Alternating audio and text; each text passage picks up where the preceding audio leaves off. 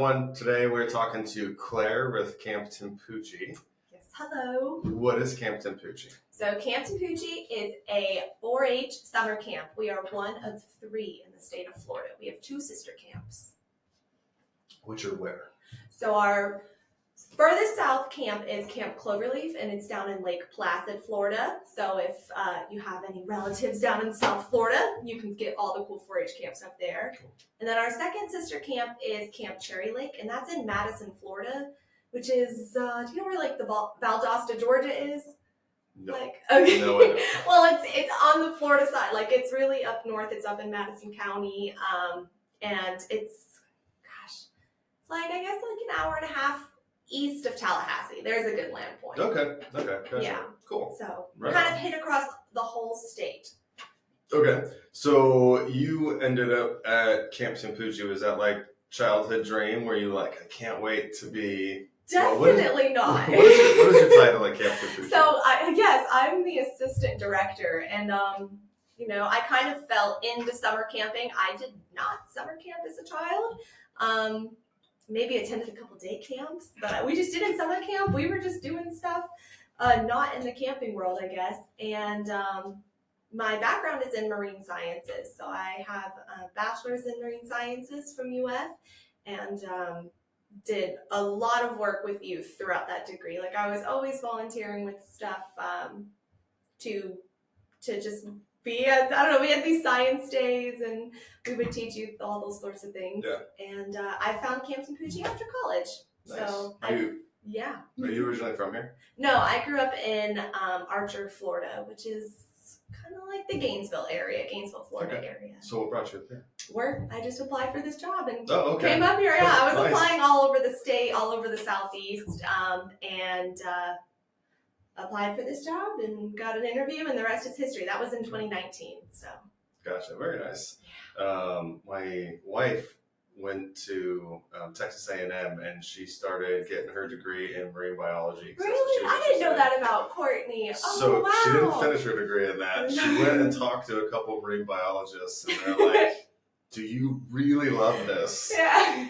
And she's like, yeah, I want to swim with dolphins. And they're like, all right, you're going to be paying off student loans for the next 45 years. Yeah. She's like, they're just like, not that you can't make money, but this is not the place to like hit it rich. No, you're not. It's definitely not. But even if you make some groundbreaking discovery, like unless you figure out how to, I don't know, convert water into oxygen where people can breathe underwater, like you're never, And, it's like academia, really. Yeah. It's like that's kind of what I discovered as I was doing my degree, and like why I think summer camp appealed to me so much was, it's funny, Courtney had the same experience. Just like I was in my undergrad, I was like, oh man, so I'm just going to be doing academia, like at a college the rest of my life doing research, and that just didn't sound all that appealing to me. It was hard for me to make the feeling that it was important and valued. And so when I saw the chance at summer camp to be a marine science educator, because that was my first role for the summer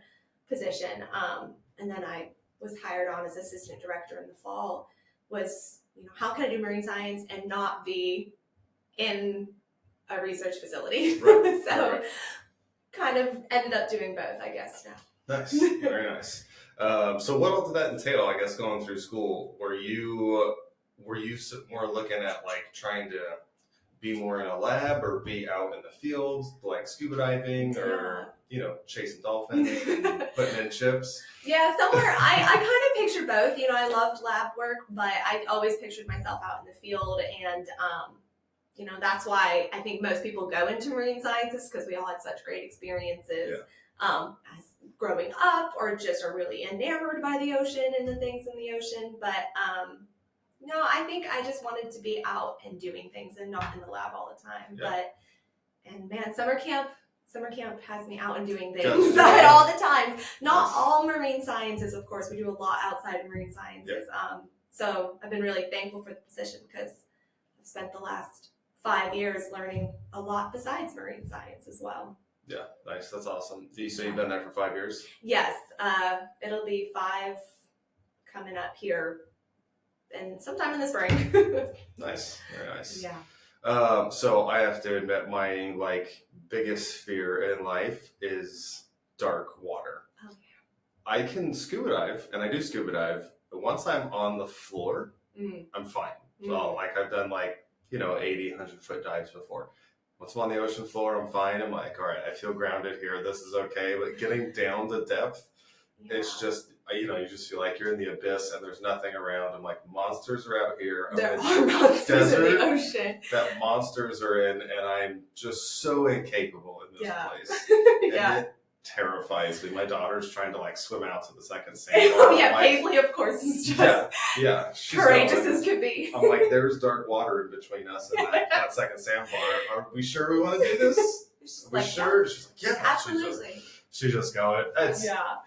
I would say an irrational fear. There's obviously some validity. Oh to no, it. I think there's lots of validity. I mean, I'm really not that big about diving and being in the ocean myself either. I think learning a lot about it, you develop a healthy respect and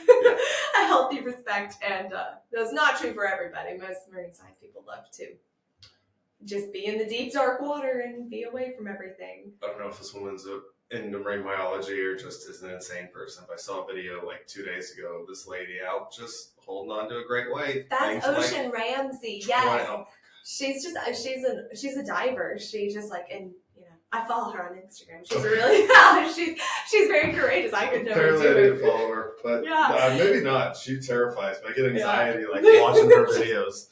Like, oh no, I know. it's gonna eat you. I know, and she has no fear. She's cool, calm, collected, and that's probably why the ocean animals just trust her. Which is apparently what you're supposed to do. Yeah. Is just chill out and watch the giant monster that can kill you with zero effort. Ocean Ramsey's perfected it. I don't know how she does it, but That's yeah, awesome. she raises a lot of awareness for conservation efforts. So very cool.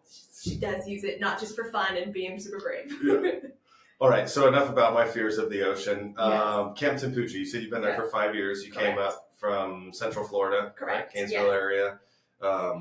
And now when you initially went there, you started teaching marine biology at the summer camp. So correct, yeah. What does the summer camp all entail? So summer camp is really, the day programs are very environmental education. We do have some themed weeks. So some weeks have a bit more outdoor learning than other weeks.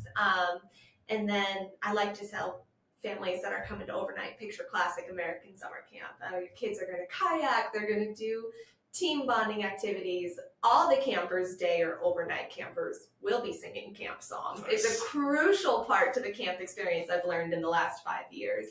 And just really provide a resource for the community as well with that day camp for our local kids. That's what we're trying to do. Yeah, nice. It's awesome. And it's 8 weeks of camp, right? Correct. We run 8 weeks of camp.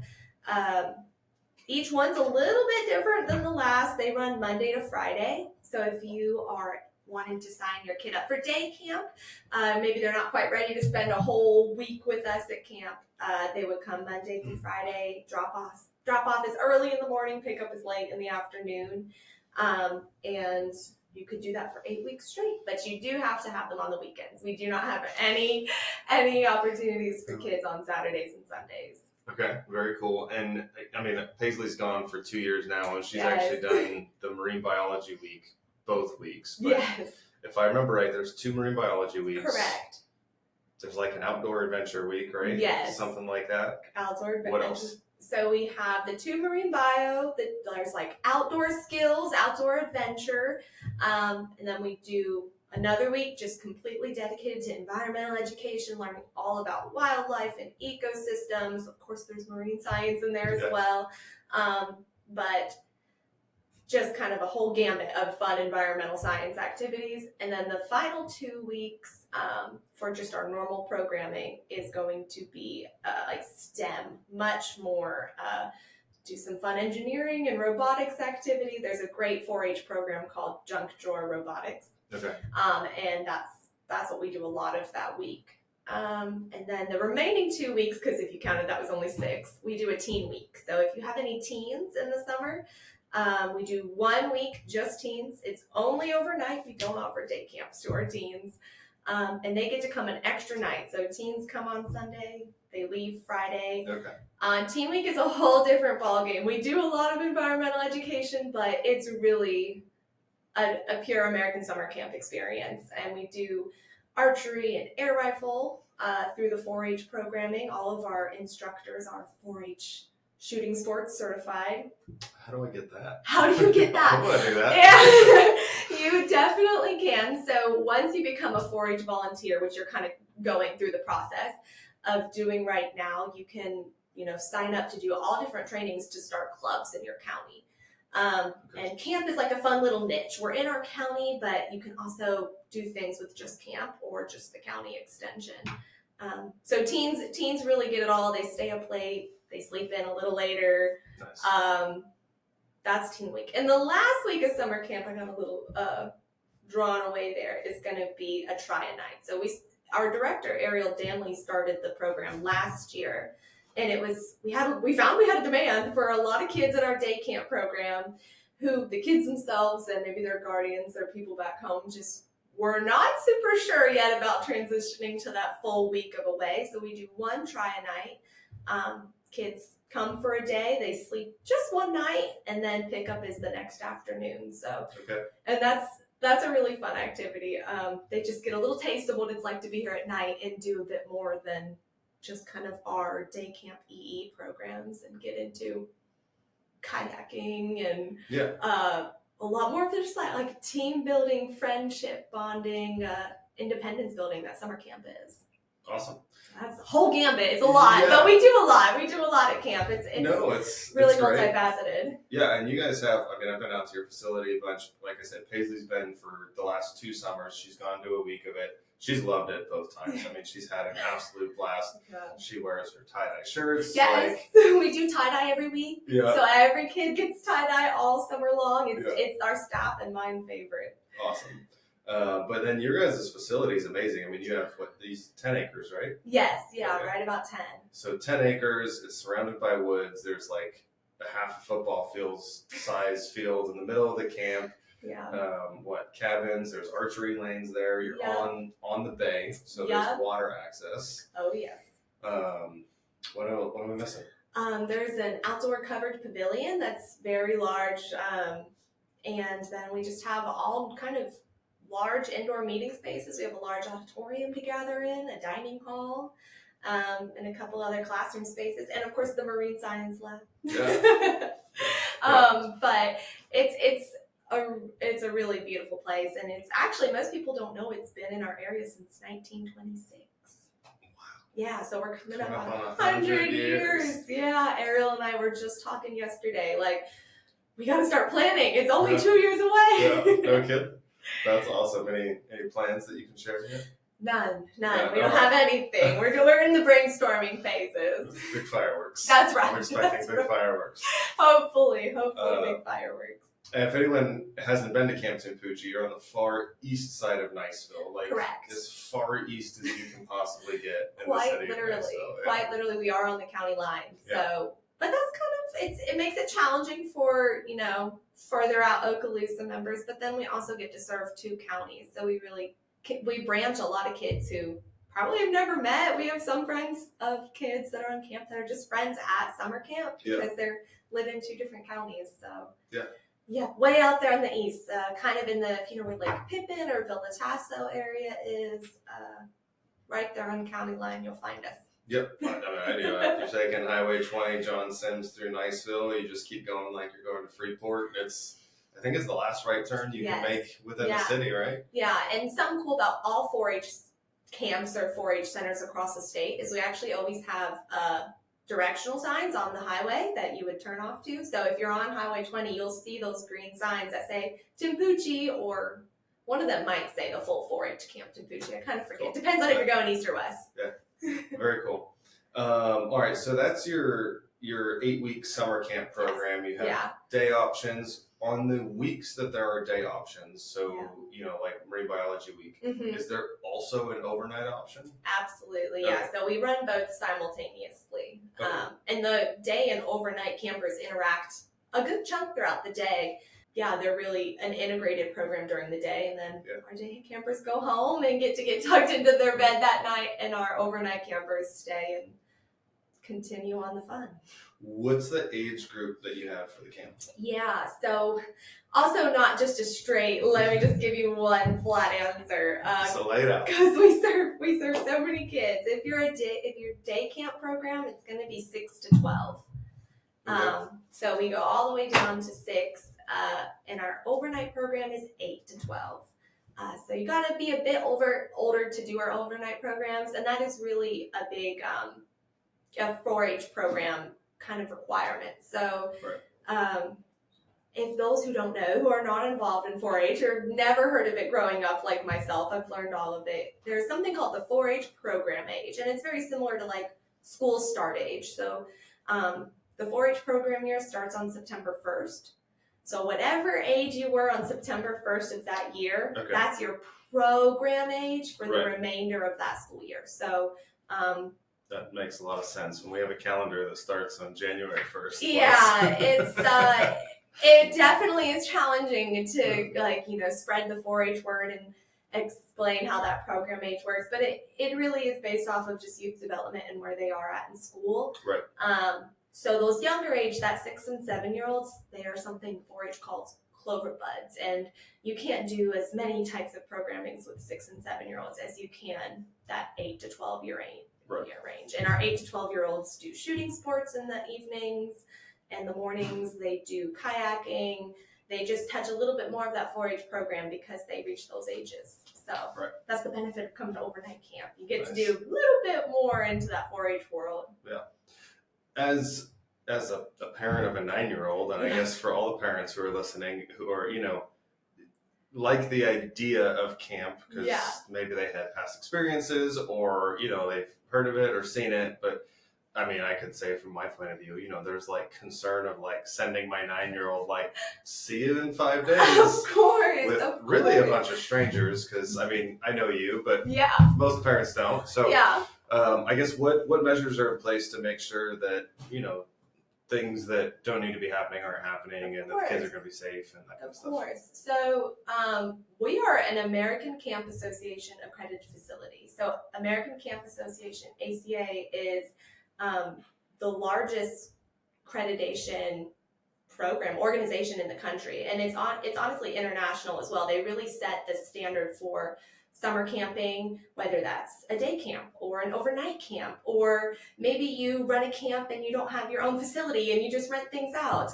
They set the standard for across the board, and to be accredited by them, you follow about 200 different. It might even be more than 200. They do updates occasionally, standards, and you have visitors from that organization that come and say, yes, they're doing this.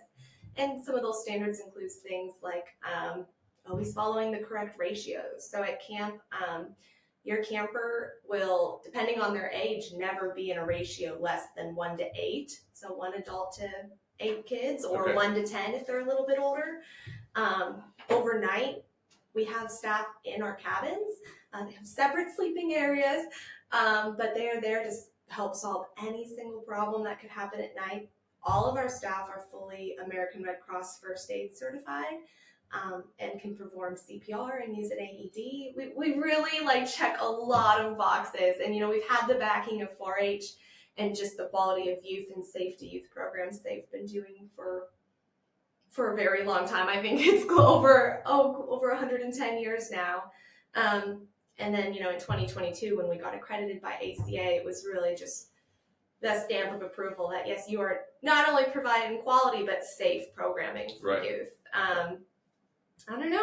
What else about safety would you like to know? Because we do so much. A very large part of Aaron and I's job is just risk management. So you said everyone's medical certified. I don't know, what did you say? American Red Cross. Okay. Yeah. American Red Cross certified. What background checks are they going through? Yes, they go through level 2 background checks, and that's just kind of standard across the 4-H board. Any program you do with 4-H that has adults that are going to be with your kids for a significant period of time, they've all been background screened, level 2.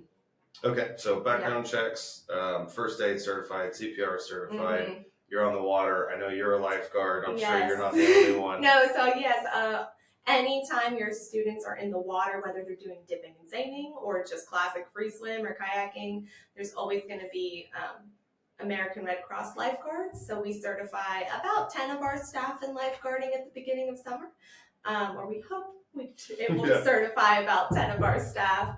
And so there are lifeguarding teams. So we do not put anybody in the water. Even our own staff can't go in the water without lifeguards Awesome. guarding. Okay, so to all the concerned parents out there, a lot of safety measures. I know I'm in the process right now personally of going through to get signed up as a volunteer. Yeah. And some of the stuff I remember from some of the training I've done already is like, no isolation of a single adult and kids. So make sure that there's always too deep.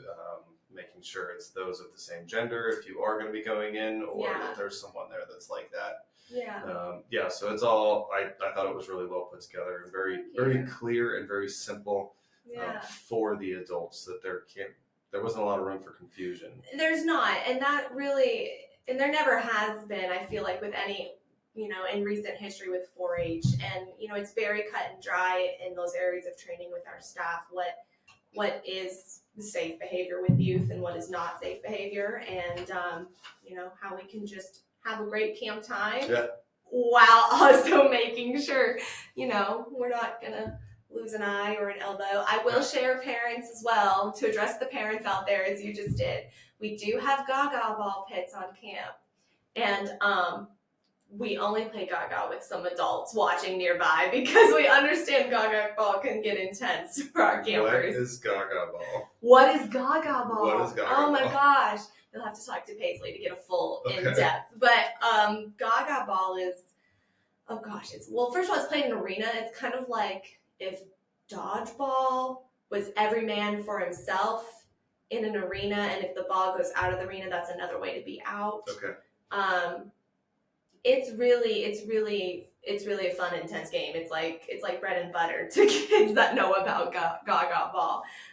Would highly recommend looking it up if you have elementary age kids. I need to look it up. Absolutely. I was talking to Paisley last night about she's got her birthday coming up and she's trying to plan it. It's in May. So she's you got to plan it. Yeah, right? Here we are. If she's 9, it's going to be her 10th birthday. It's her 10th birthday. Well, that's a big deal. It is. And we're going to Harry Potter World. We're going down to Universal. So we're like, hey, we're spending a lot of money on that. So we're not doing a big birthday with all your friends. So she's like, we'll all plan a big birthday with all my friends. She's like, don't worry about it. We can do it at the house, we can do it at a park, but just know that you're not going to get anything extravagant. Harry Potter World will be worth it. Yeah, so she's like, well, I need some games to play at the house. And this is like last night, laying in bed, she's sitting there planning, and I was like, what if we play dodgeball? And it makes me happy that they're actually playing something similar to that. Yes. Yeah. Courtney's answer was, kids might not like being hit with the ball. It depends on the group. There are some kids that have never been on the gaga ball court in their life at camp, and that's fine. It's just a free recreation activity choice for them.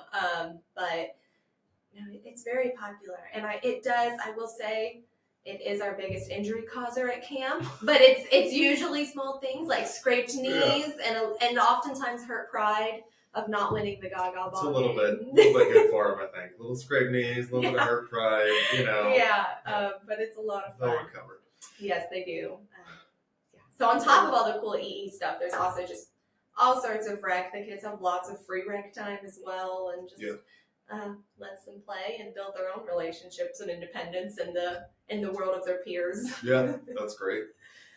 That's very cool. For any parents that are wondering, are they allowed to hang out and watch and stick around camp during the day? Yeah, so we really don't have any parent opportunities to hang out at camp.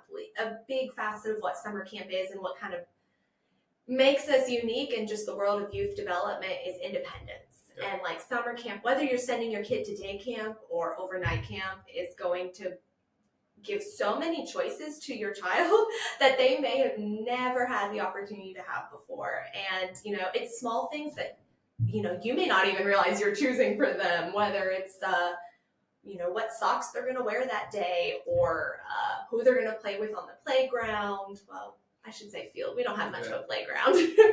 Or just, how they want to conduct themselves. We really think the beauty of camp is that place for independence. And parents, you guys are awesome, and guardians, you're awesome, and you brought a beautiful, amazing little human beings into the world. But it's really good for them to grow around each other and away from you as well, as hard as it can be. And like with all those safety measures we're talking about, we really do put every possible effort into making sure it's a safe space for them to be independent. Yeah, that's awesome. Yeah. I think one of my favorite things about summer camp, and while, you know, as a parent, this is a little bit challenging for me at first, but no electronics also, which is, again, I think with the world that we're in right now, we're so used to being able to get a hold of anyone at any time. Yeah. But it wasn't that long ago that you actually had to know where someone was to even call them. You know, cell phones have not been around that long. They really haven't. So I think just getting them cut off from that, and especially as you start to get into the older ages, 11, 12, teenage years, where kids have their own phones, and they have their own social medias, and it's addicting. That's what it's designed to do. Yeah. So they want your attention. Right. Your attention has value. Right. I think to pull that away from them, even for, you know, I say a short period, but, you know, 5 days if they're doing the overnight stuff. If they do the overnight, are they allowed to have their phones at night? They are not. We are completely technology-free camp. Completely technology-free. We genuinely discourage even Apple Watches, mostly just because they're high value. You know, we cannot replace anything that gets damaged on camp. And, you know, camp is campy. We are outside, we are running, we are playing, we are getting in and out of the water. So on top of the amazing benefits, it's also a bit of a safety thing. Like, we just need your expensive electronics to stay home. And then secondly, you know, it is a week. It is Monday through Friday. And it's a detox. Like you said, they can be a bit addicting. And I do think that sometimes we do see behaviors on that first day, that second day, that are a little bit similar to missing just technology. Yeah. And it's challenging, and it's sometimes just as challenging for our parents. Yeah. And I just want to also share, like, any adult, any person that sends a kid to camp, you do have the ability to contact them. You just got to call our office line first. And, you know, a lot of those policies are just mostly for the youth, because you can be genuinely concerned about your child, and we so understand, because we're going to pick that phone up and we're going to talk to you and we're going to assure you. But sometimes your kid is doing amazing. Right. Your kid is engaged. Your kid is making new friends, trying new experiences. Your kid is, you know, wearing their shirt backwards today, but they got to choose what shirt they're wearing, right? You know, but your kid is immersed in the summer camp experience. And sometimes when actually you maybe call and break into that, and every case is different, it can lead to a bit more homesickness and kind of remind the kid, you know, what they might be missing at home, and take them away from that experience. So completely tech-free, live in the moment. I think it's great. Yeah. I think it's absolutely fantastic.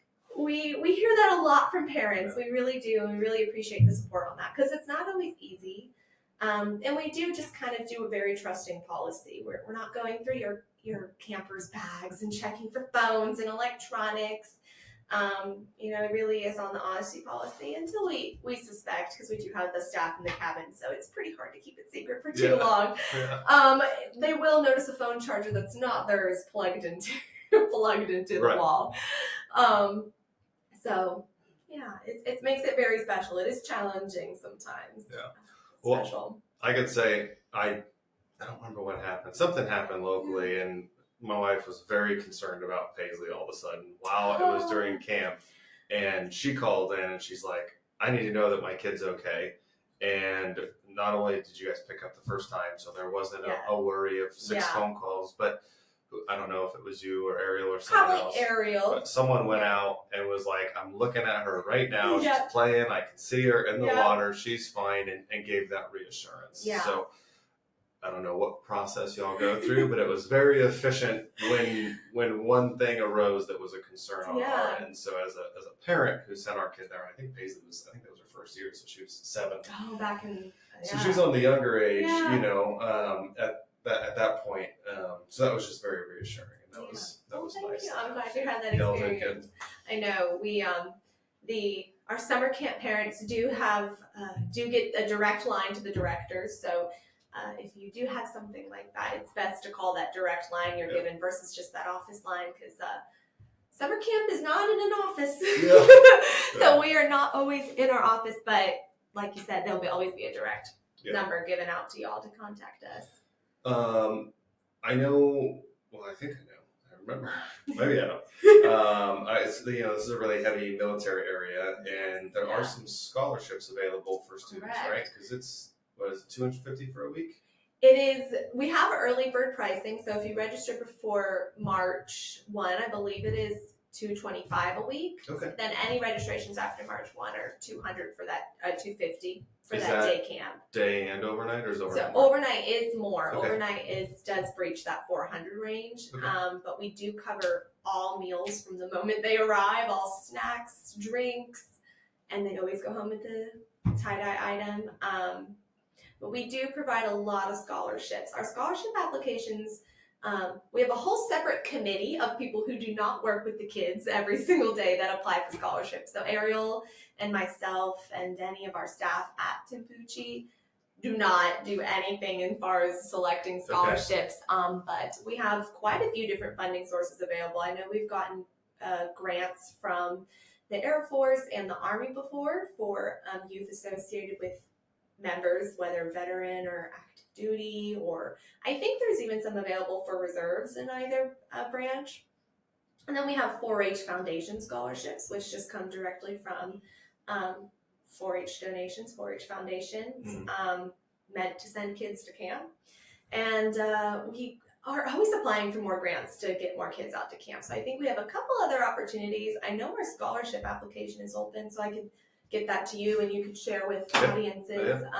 We can put it in the description for the show. Yeah, that would be great. I'll be sure to get that to you. Yep, send it to me, and then just check the show description, show notes. There should be a link for some kind of scholarship or grant available if you're worried about money, because it's unfortunate, but it's awesome that there are opportunities for people who can't afford it that can still send their kids. Exactly. And we really, I think, man, I should have checked this out before coming on. Oh no, but we just got notification of our approval for some of the Air Force grant money from last summer. Is we got the whole breakdown synopsis of how many scholarships we did provide, and it was not a small amount across our sister camps in the whole state. So we apply for these scholarships with our sister camps, and then we are just 1/3 of that representation up here in the Panhandle. Very nice. Yeah, and I should share, I guess, summer camp registration opens February 1. Okay. So that's kind of our traditional date. Up. Yes, 20 it's days. coming up. I know, it's very soon. It's kind of our traditional first day of summer camp registration date. And if you're really a planner and you're ahead of the game and you know what you want your camper to do, or you're ready to know what your camper's going to do this summer, I would recommend taking a look at our website now. We have all of the updated 2024 dates and prices and themes, descriptions, everything up there. Awesome. I'll put the website in the link too, so just go down to the notes and you can find the website and go check out what's going on there. Perfect. I don't want to cut you off. Is there anything else with summer camp that you want to cover? Summer camp? I don't think so. It is just such a fun whirlwind. And if you haven't done it, you got to check it out at least once. I couldn't agree more. If you got kids, what are the ages for the teens? 13 to 17. Okay. If they are a true adult, whether that program age or not, we cannot have them as a camper as a true adult, but they're welcome to try and find some volunteer opportunities or counselor opportunities as well. Cool. Very cool. All right. That's 8 weeks of the summer. 8 weeks of the summer. That's not all Camp Timpoochee offers. No, this whole time, just the 8 weeks of the summer. I just learned, less than a year ago, that there are these awesome cabins available for rent and all this cool space that, I'll let you kind of go off and explain it, but I was blown away at some of the pricing and, how, I guess, affordable it is if you have a group. Exactly. If you're one person, you don't need 10 acres. But, no. Maybe you do. But, I guess some of the stuff that's out there. So what are some of the other opportunities if someone's looking to kind of get out and, I say, have the camp experience, but Of Yeah. course. What else is available? Of course. So non-summer season, we are a rental facility. So if you are an individual, if you are a group, an organization, maybe a religious organization, even, we do not discriminate. You can rent our facility. We do. You can do week-long camps that you guys run yourself. We will not run your camp for you. Okay. But you can rent our facility to run your camp in the non-summer season. You can rent just individual buildings at a time. We do some families that do family retreats. So we are a rental facility. There's a wide gamut of what we can offer rental groups in the non-summer season. And it's always interesting. We do weddings out there on camp as well. I love one of wedding books. It's just beautiful to watch. They really transform the space. Yeah. Technical difficulties. Yeah. Perfect. There we go. All right. All sorted. Where were we? We're talking about teams. Weddings. And then, rental groups events, at camp. rental groups. Yeah, there's just a lot of opportunities. We really try to fill up our schedule on weekends with just rental groups, and it's a beautiful place. So I would definitely say take advantage of it while you can. Not that it's going anywhere. It's been there awesome. 100 years. I mean, I got to plug our stuff real quick. Yeah, 'cause absolutely. Here we are, but Yeah. we're renting out. What's the name of the main hall area? The main Auditorium. The auditorium. Yeah. Okay. I didn't know if it had a name. You gotta name it.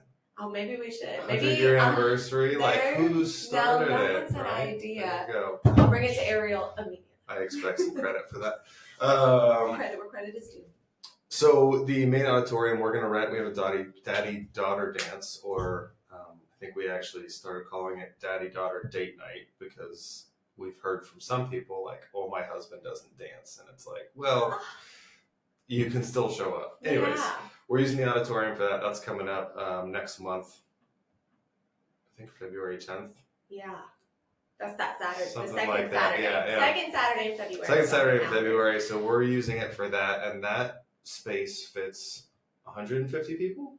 170 is the 170. max in there. So if you wanted to use that, that's an awesome space. There's a Yeah. stage. There's you guys tables, chairs, wood floors. So you got dance Gorgeous floors and wood stuff. Yeah. floors, yes. Really high ceilings. So if you wanted to put something big in there, you could. Mhm. So definitely some cool opportunities there. Then there's is there a full kitchen in there? We do not have any full kitchen for rental groups. We offer catering, but we cannot rent out our kitchen at all.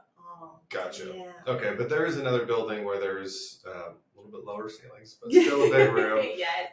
Somewhere you could go inside and do food and stuff, and then an upstairs craft hall. Mm-hmm. And the upstairs craft hall is what I'm also going to be renting for 6-point survival for survival class. Yeah. Hopefully we're not up there very much. That's my goal. I would like to try and spend as much time as we can outside, but in the event that there's bad weather or there's just something that really makes more sense to teach inside, that's where we're going to take it. Yeah. And that's another great space. There's restrooms in there, whiteboards, all Yeah. kinds of stuff. Truly a good classroom space. I don't know who you are, Randy. Sorry, Randy. There you go. Yeah. Oh, now we got to start again.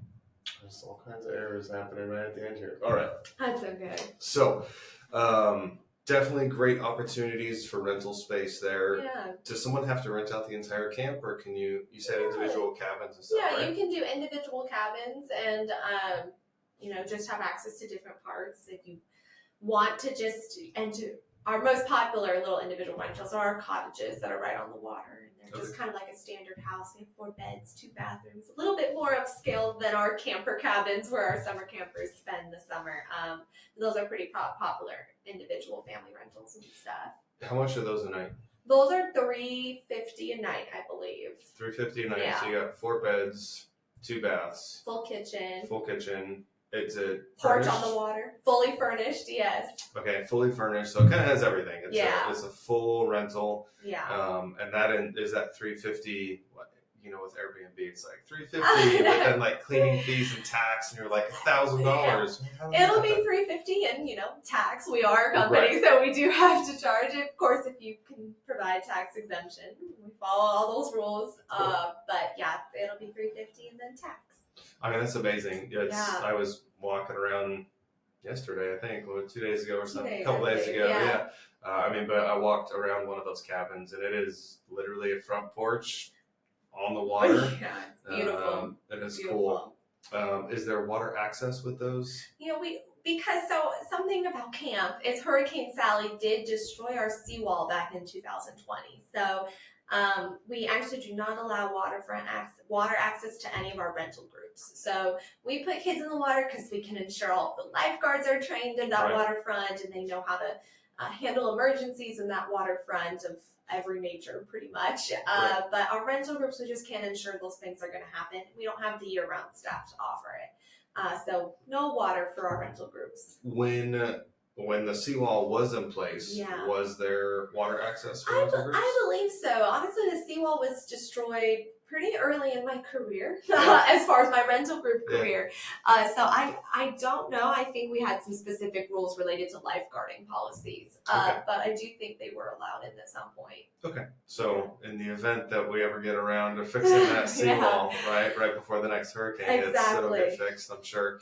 Hopefully. But then hopefully there will be more access there. But That's the goal. there is water access close. I know some of Yes. the neighborhoods locally have it. You're right next to the Destin Bridge, which has Yeah. it. So there's a lot of opportunity to get in, even if it's not right outside the cabin. But Correct. Yeah. beautiful cabins, great price. I mean, you're not going to find many places on the water for that price, I especially. don't think so. Yeah. But I don't Yeah. try to rent in this area too often. Yeah, I mean, if you got 4 beds, that's less than $100 a night per person. And Exactly. you're on the water and you have everything you need. Yeah.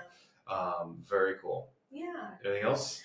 I think I'm just going to do one last plug. We are hiring summer staff right now. So if you know any adults, we take anyone 18 to about, whatever age they're willing to work summer camp. Cool. We are, actively seeking applications for our summer staff for that seasonal position.